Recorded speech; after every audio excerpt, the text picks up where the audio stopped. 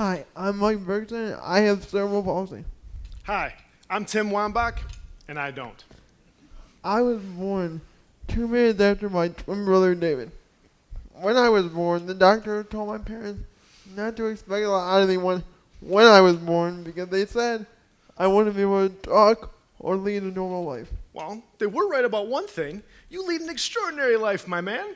You see, David, Mike's identical twin brother, was born able-bodied, whereas Mike was diagnosed with cerebral palsy shortly after birth. Cerebral palsy is a disability that affects the brain, which can occur before, during, and shortly after birth, and is outwardly manifested by muscular incoordination and speech disturbances. It's really just an umbrella term that covers a group of non-progressive, It's not going to get any worse than this.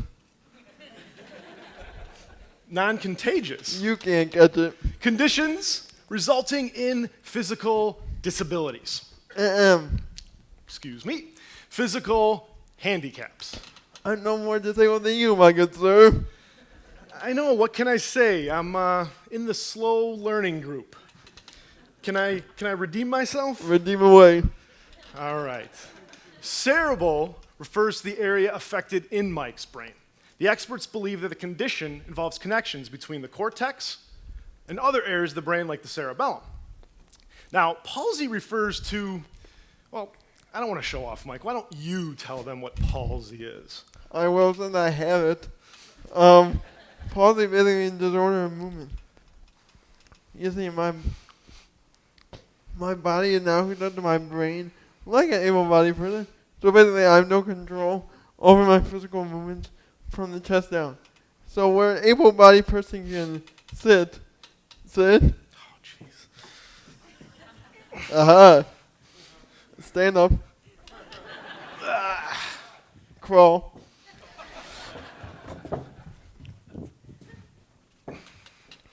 Jump. Bob. Weave. Heisman. Shimmy. I thought I said shimmy. There you go. Mike, I think they get the idea. I think they do Now, too. I just want to say thank you for not saying somersault. I was going to do, but I felt bad for you, so Thank you. I appreciate that. I try. So the one place where my handicap became more evident is when I would go to school. There have been lots of advancements in the mainstreaming of specialized students, but some teachers still have a lot to learn. Everyone from therapists to educators thought they knew what was best for Mike. But like Mike said, even they had a lot to learn. Yeah. The one thing I would like to school with having an aide because they tended to see me and not just the chair. But even they couldn't protect me from the ignorance. I remember this one time in 6th grade that I had to take a test. You see, Mike can't write. So in order to take a test, he needs to dictate his answers to an aide. And to not disrupt the class, Mike takes tests out in the hall. Okay, so I take this one test, and the next day, the teacher called me aside and says, "You got the highest grade in the class." I'm like, "That's pretty good." But then she said, "Did your aide help you with the answers because you got the highest score in the class?" I couldn't believe it. She actually thought I was cheating. And to make matters worse, this was the special ed teacher. So I couldn't believe it that the special ed teacher actually thought I was cheating. And it took me a while to figure out why. And I guess it finally dawned on me that the only way she could think that someone with a physical disability could get to the high score was by cheating. But what the experts fail to realize is that we all have limitations, but that these limitations can lead us to opportunities for creativity and compassion and can challenge us in ways we we wouldn't be otherwise. Which brings us to Mr. Lesniak. Mr. Lesniak was Mike's 8th grade teacher. He didn't see Mike as a problem. He saw Mike as a student with a problem, and he was going to help solve it. One thing I could never do was raise my hand.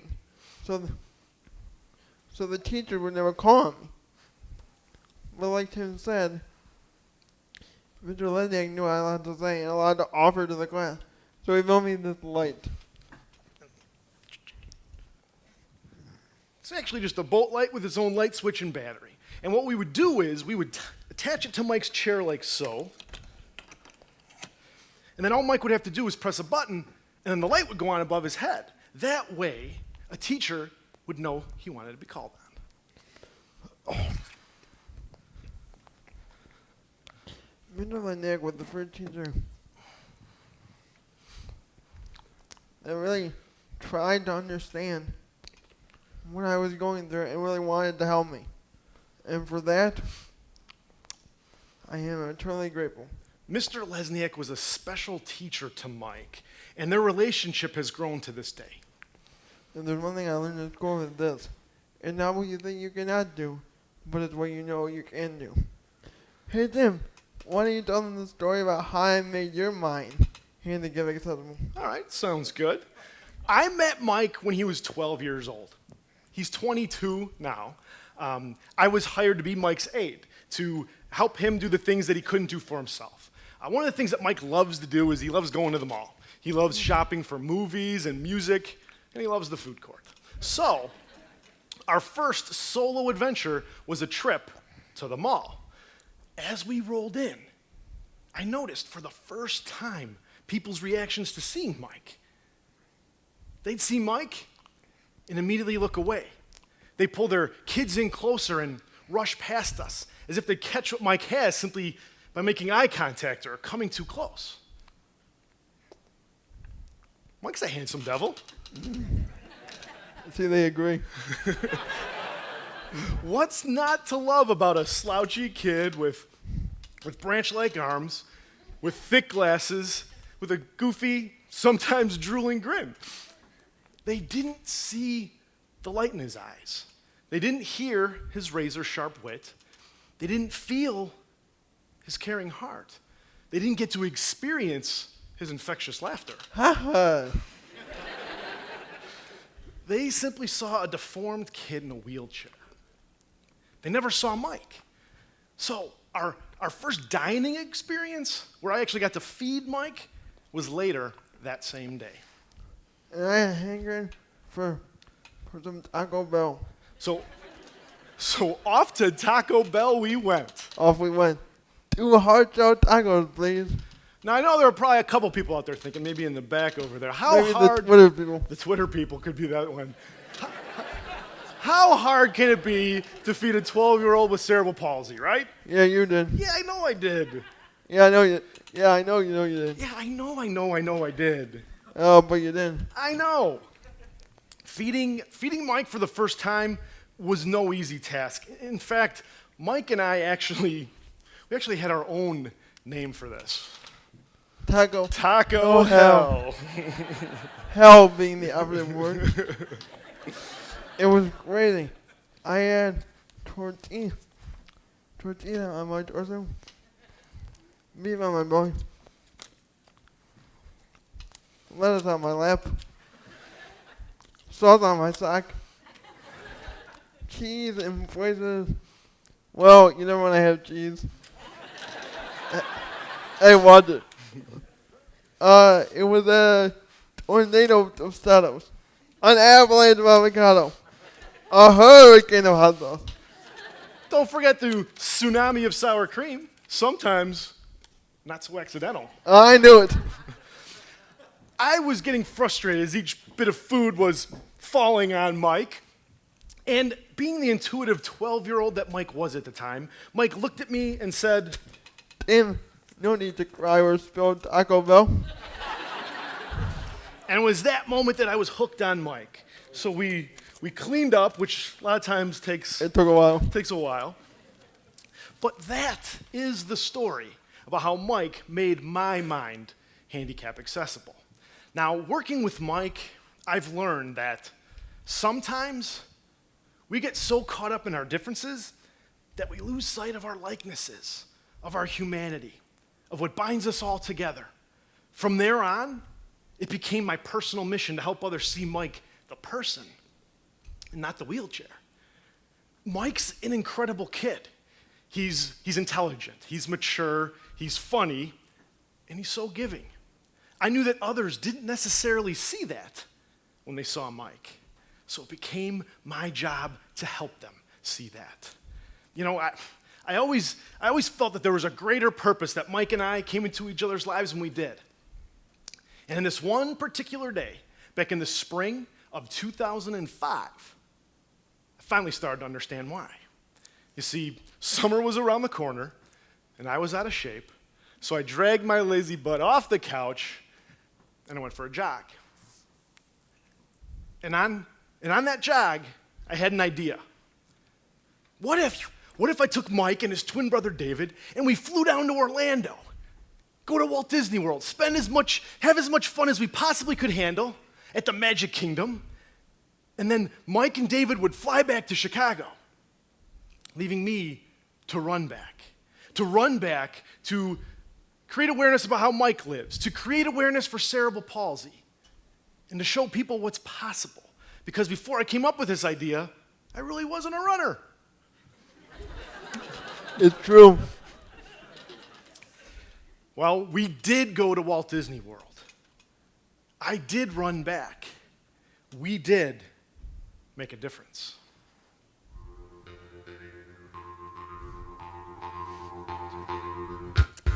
Yeah.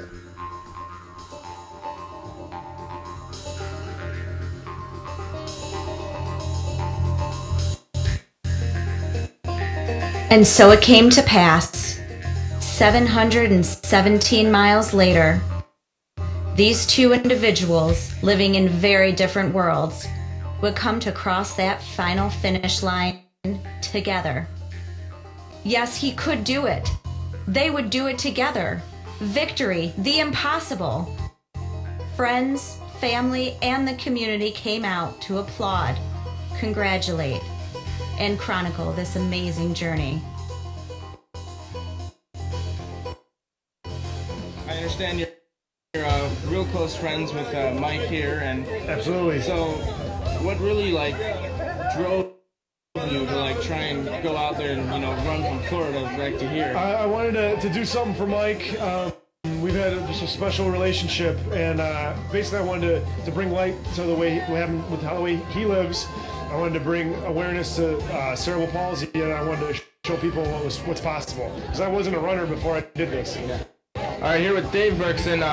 He's the brother of Mike, and he's been here throughout all this, and he's here to tell us how he feels about this. I'm really happy that Tim came back safe and sound and everything. And I really appreciate what he did for Mike, because Mike, as you can see, doesn't need a lot of help with his everyday activities, and Tim just brings extra support and extra help to Mike. And then doing something like this just lifts Mike's spirits. He's been so much happy. Not that he wasn't happy before, but he's been so much happier, full of energy since Tim's doing this. It's really got him involved in a lot of things, and I really appreciate Tim for doing this for Mike and for all of us. I want to thank Tim for doing everything he's doing, for writing the book, for running, for setting this up. I would like to thank everybody else involved for helping them and helping me. So, once again, all you guys, thank you.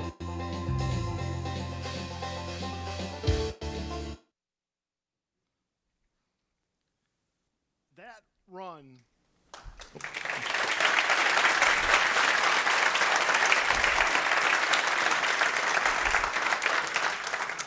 Thank you very much. That run was a special moment in our life. That run was 6 years ago. And from that run was born a nonprofit organization, the Keep On Keeping On Foundation, created to assist those with severe physical disabilities, like cerebral palsy and muscular dystrophy. And in keeping the spirit of what Keep On Keeping On means, we are going to redo the run in the summer of 2014.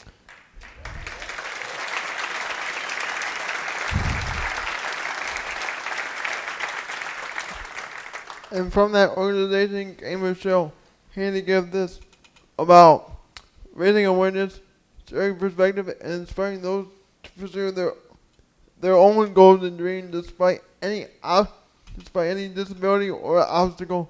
But most of all, to spread our universal message of judgment not allowed. Mike has inspired me to do more with what I have. He's like my brother, my best friend, my teacher, my inspiration. I really don't know where I'd be if Mike hadn't come into my life. Working with him has given me a gift. It's allowed my talents to shine through. And in return, his talents have shined on me. When he laughs, it gives me strength. When he smiles, it gives me hope. When he believes in me, it gives me the courage to march forth, to keep on keeping on. Mike is just as unique as any one of us. Is it because of his handicaps or in spite of them? Who knows? What I do know is it's people like Mike that make it possible for people like me to see the greatness within myself and others. But more importantly, to dare to achieve my own goals and dreams. I might be Mike's arms and legs, but he's my breath. Do I want your sympathy? No. That's about as useful to me as a pencil. Do I want your respect? Yes, but only if I earned it. What I do want you to do today is take our story with you. Let my wheelchair be your inspiration. So that's our journey at Lock and Load. Like I said, the doctor told my parents not to expect a lot out of me when I was a kid. Well, they were wrong.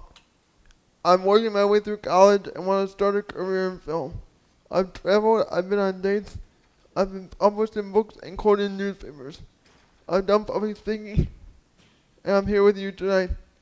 When people see me, they see the wheelchair and they think the wheelchair defines me, but it doesn't. I just want to be considered a person who just so happens to be sitting down.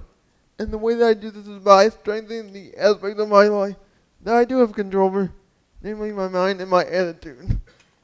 Now, I'm no more disabled than anyone here. Now, it's true my disability is manifested physically. Yours may be manifested differently. But we all have these unique qualities. And once we can embrace these unique qualities, we can start to make our lives and the lives of those around us infinitely better. Improvise, adapt, and overcome. So that's how we roll. Now, we've been talking a lot about community today, and I thought that what maybe we should think about is think about your community as we say these final words. So, when someone tells you it can't be done, Or you're not good enough. when you're facing 1,000 miles to reach your goal, But all you want to do is quit. when someone rains on your parade, Or define you by your chair. when someone dismisses your dreams, Or refuses to accept you as you. when someone doubts your ability, Or labels you a certain way. you take a deep breath You look them in the eye. and you tell them, And handicap have this. Thank you very much. Thank you.